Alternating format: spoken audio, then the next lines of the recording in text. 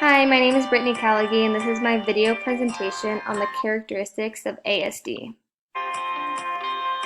Throughout this video presentation, I'll be discussing 4 different areas, and they are cognitive and neurological, behavior and sensory, communication and language, and social. Cognitive and neurological characteristics, we have to remember that the profiles of cognitive and neurological skills vary from one child to the next. I'm going to be talking about these 5, but there's probably more that I could talk about. Fine and gross motor impairments. Deficits are documented in praxis, which is planning and sequencing motor actions, motor planning, gait and coordination, and posture control. Nearly 90% of genetic syndromes associated with autism have significant motor impairments.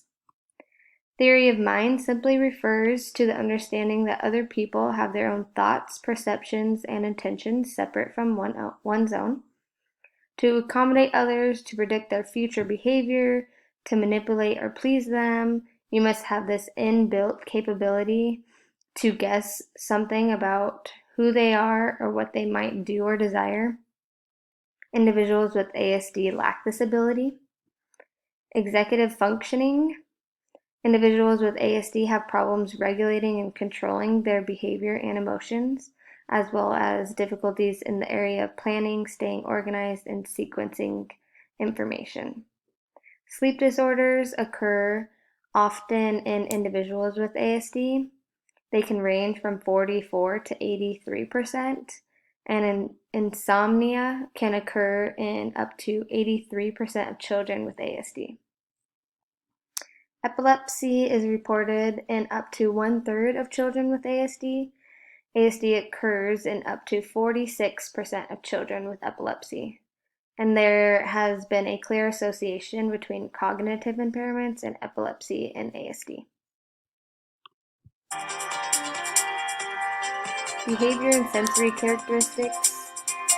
Self-injurious behavior is the first one I'm going to talk about. Half the people with ASD engage in self-injury at some point during their lifetime. Self-injurious behavior can be seen in a child as early as 12 months.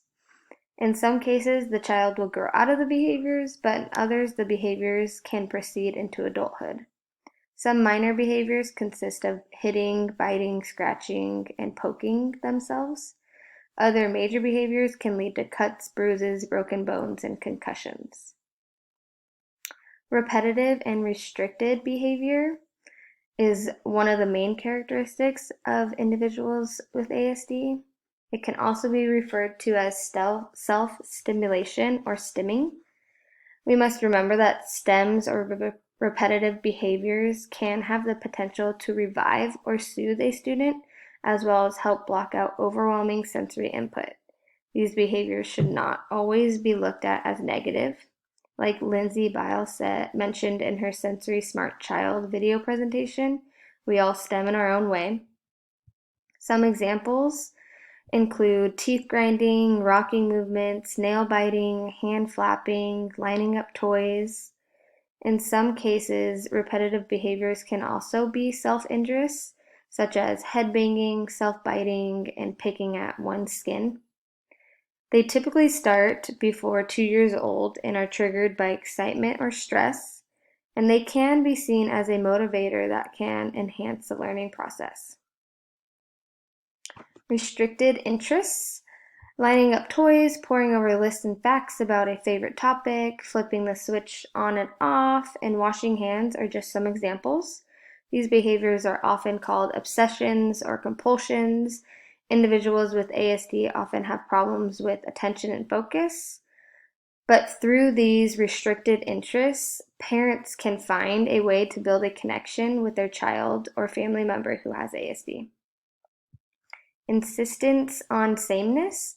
An individual with ASD may throw a tantrum if a single car is moved out of place, or become upset and/or display actions of aggression if their routine has been slightly changed. Some individuals have rituals where certain things must be done in the same way every single time. Sticking to a routine helps the individual feel in control of his or her environment. Insistence on sameness can also lead to social implications with peers.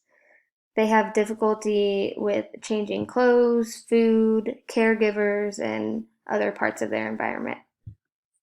Social processing disorder is the neurological process by which we transform sensory information into meaningful messages.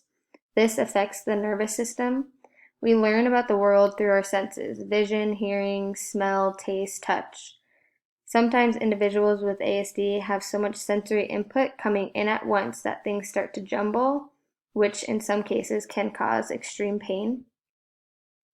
Sensory processing disorder affects at least 90% of individuals with ASD, and 100% of individuals with ASD are affected by auditory dysfunction.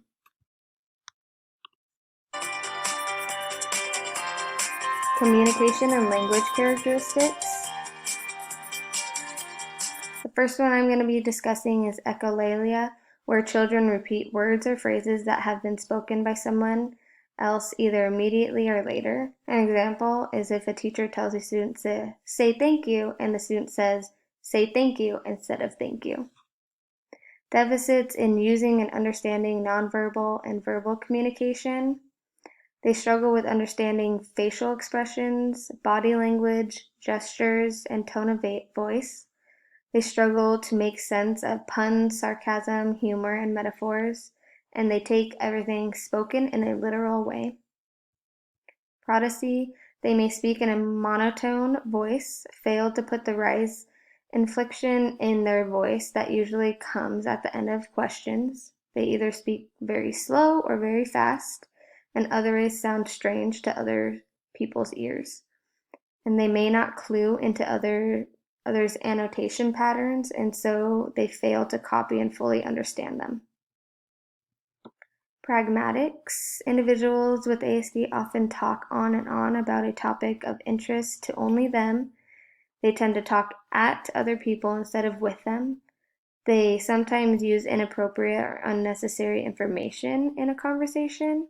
They have problems with taking turns during conversations and have difficulty initiating topics of shared interests.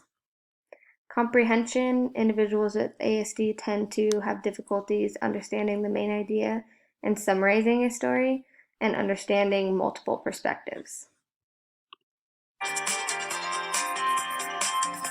Social characteristics that I'm going to be talking about. The first one is joint attention. Joint attention is the shared focus of two or more individuals on the same object or event. Individuals with ASD lack the overriding interest typical infants display for human faces and voices. They have the tendency to not pay attention to the social world. Social reciprocity is the back and forth interaction between people during which the behavior of each person influences the behavior of another person. Individuals with ASD have difficulty initiating conversation, interacting with others, maintaining a social conversation, turn-taking skills, and repairing any breakdowns that happen within a social interaction. Social cognition refers to the mental process involved in perceiving, attending to, remembering, thinking about, and making sense of the people in our social world. Individuals with ASD tend to have challenges in social and emotional learning, which can include, but is not limited to, understanding and regulating emotions and appreciating the perspectives of others. They also tend to have difficulties differentiating one's own feelings from the feelings of others. Another social characteristic is they like to play alone. They are uninterested in forming relationships with peers and playing with them, and they have difficulty with pretend play. Lack of eye contact is the last one. They may focus on objects instead of people, and if they're having a conversation with a person, they may look over the person's shoulder instead of directly into their eyes. These are my references that I referred to, some websites and journal articles that I got my information from. Thank you for watching.